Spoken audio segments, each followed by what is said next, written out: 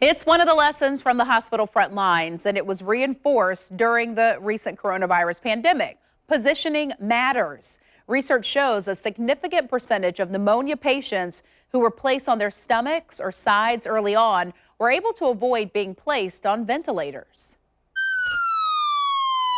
As patients began to flood hospitals in March and April, ventilators were in short supply. That's when some emergency doctors began to rethink patients' positions in bed, traditionally on their backs.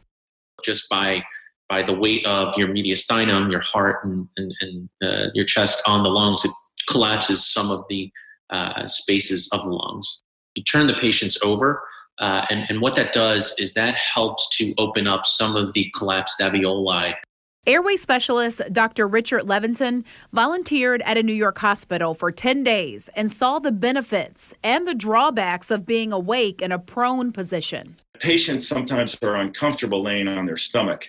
And I came up with the idea to use a pregnancy massage cushion as a way to help patients lay on their stomach comfortably.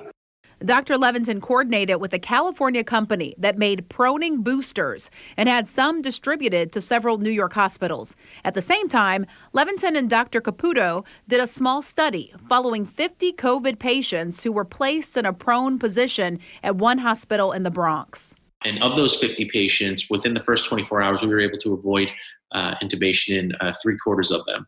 A small change in position making a life-altering difference in some COVID patients. So Dr. Levinson also formed the nonprofit. It's called Prone to Help, which distributes the proning mattresses to hospitals.